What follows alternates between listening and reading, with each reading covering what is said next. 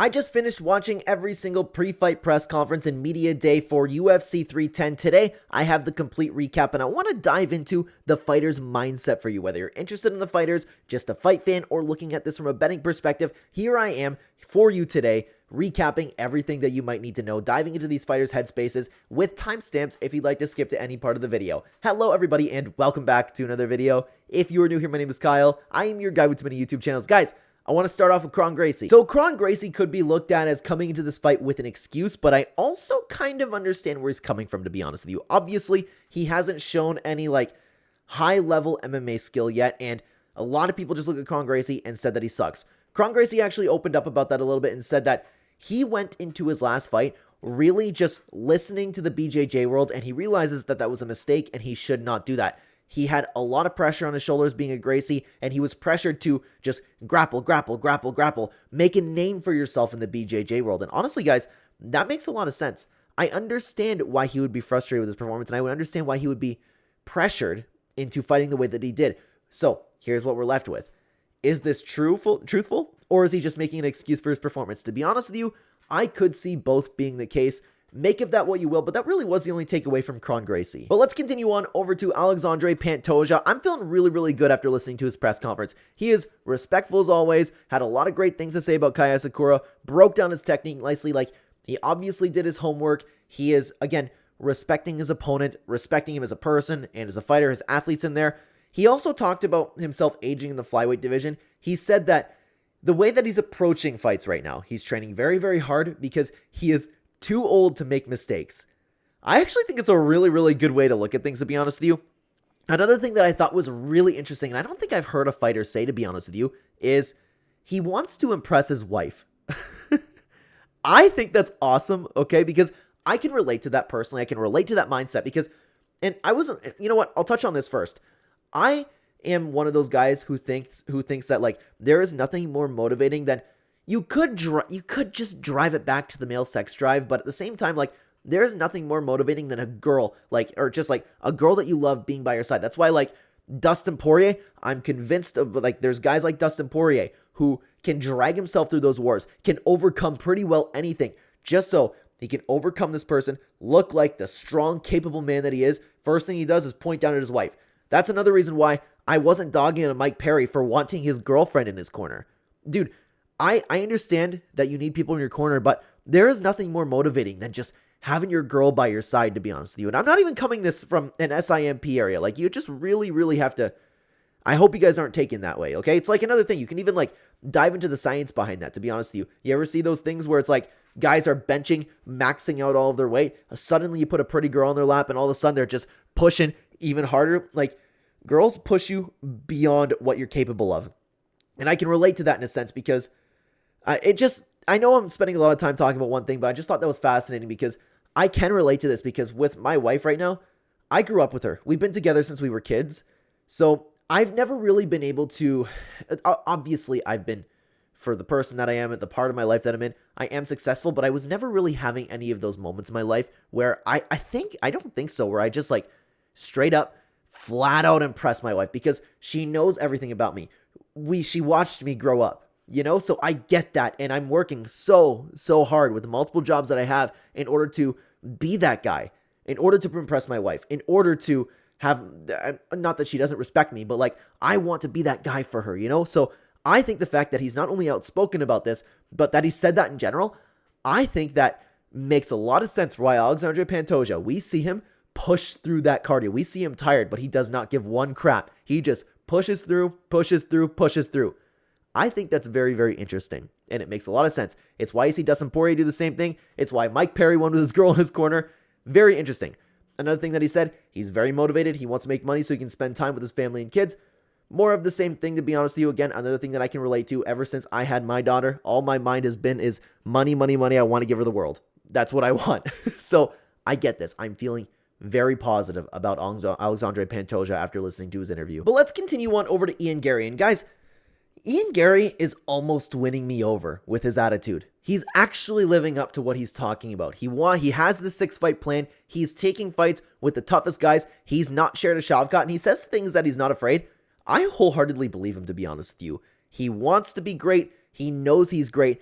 He is so convinced that he's going to be champion and so convinced with his preparation and doing everything that he possibly can. He's almost winning me over. I don't want to say as a fan because I still don't like the way he copies Conor McGregor, and I don't exactly love that lifestyle, the one that everybody is making fun of. It's very difficult to, we're not going to get into that, to be honest with you, but the dude is, I don't know how else to describe it, but supremely confident. Supremely confident. This dude knows that he's going to beat Shavkat Rakhmonov. He knows it. And that, honestly, that crazy confidence could work for him. It could work against him. We've seen it go both ways before, but the one takeaway is this isn't a persona. I think that Ian Garry really is as confident in himself, and he should be, to be honest with you. He is a fantastic fighter, whether you like him or not. Now, Bryce Mitchell was an interesting one that I couldn't wait to listen to because, I like Bryce Mitchell a lot because I love, he's so happy, he's so positive, he's very grateful to have the opportunity to be at a press conference, right? He's so respectful of everybody, right? He takes the time out of the day to talk to the UFC PI guys, but then he says stuff like, I don't believe in seatbelts. I know that's not, I don't want to dive into that whole thing, but, come on, man, that one's a little far, don't you think? But anyways, I don't want to dog on Bryce Mitchell because I do believe he is a very, very good person. So, obviously, the big question was, how is his chin after Josh Emmett? Because that knockout that he suffered was one of the worst knockouts we've ever seen, and people can change completely for that. He was talking about how grateful he is that he's actually not harmed from that last fight. Another thing is, to be honest with you, is he doesn't know if his chin's okay yet because he's only been doing light sparring, but at the same time, he's confident that his lights won't go out. All he's kept saying is something along the lines of course, I'm paraphrasing, but nobody can hit me that hard. Nobody's going to hit me like Josh Emmett hit me. But it doesn't matter if your chin has been rearranged and you're no longer the same guy who can take the same amount of punches. Anybody, including Kron Gracie, might be able to put your lights out. We've seen it with fighters before. Could very well happen to be with Bryce Mitchell too. The only other thing that we have to talk about with Bryce Mitchell, we've been over it, won't dive into it. He recently had a baby. He's more motivated than ever, something that I understand. And, it's very true where you say you never know the love, you never know the what do you want to, I don't know what to call it exactly, the drive that gets you once you have a kid. It's crazy, man. Crazy. It's cool that I'm in a spot where I understand these guys now. By the way, guys, we do have more fighters to take a look at, but if you've been enjoying the video so far, please give me a like, subscribe, and comment down below your thoughts on everything. I appreciate your time. Your time is extremely valuable, and I appreciate you spending it over here. Thank you very much. Now let's talk about Anthony Smith. This dude sat down and said he does not care about winning. I don't care how he meant it. That is a built-in excuse. That's absolutely built-in excuse because he is not capable of winning anymore. The dude's delusional. He's ridiculous, man. All he was talking about was I don't care about winning. He said it multiple times, and then he followed it one time by saying, I just want an outlet. I just want to go there, and I have things that I want to accomplish, and if I accomplish those things, I see it as a win. He sits back and he makes himself, or he thinks that he's sounding so intelligent. Where it's I'm going in there, there's things that I'd like to accomplish, Sometimes I accomplish them, and I'm sure that if I accomplish them, then yeah, it'll be a win in my books. I don't care what anybody thinks. I don't care about my loss record. I don't care about winning. I don't care about losing. There's things that I want to do. He actually thinks that he's saying something so profound. But he also spoke about wanting to have this fight just as an outlet. Even if he runs into a buzzsaw, that's what he said. Doesn't matter what happens. He wants to go in there and bleed. The dude is off his rocker. There's some screws loose now. Now, while I wasn't feeling good about Anthony Smith, somebody that I actually am feeling really good about is Dominick Reyes. He's very positive, in high spirits. He is, to his words, he is more prepared than he could possibly be. He talked about the countless hours tape study. There is not a way that Dominick Reyes could possibly be more prepared. Excuse me. Wow. More prepared for this fight. Sorry about that. Another thing is he has spoken about just wanting to go there, wanting to hurt people, wanting to get the win. He is going into this fight as a veteran now, as opposed to just going in there, starting a war, and just bleeding. So he's going to be as tactical as possible. He's game planning. He knows everything there is to know about his opponent. And this is also a positive. He said that after his last performance is the first fight in 5 years. I can't remember if it's 5 years or 5 fights where he didn't need to get some bad surgery. So he can continue training. He didn't take any lasting damage in his last fight. He can continue training and improving his skill set. I'm feeling very good about Dominick Reyes. He is very positive. He still has the drive to be champion.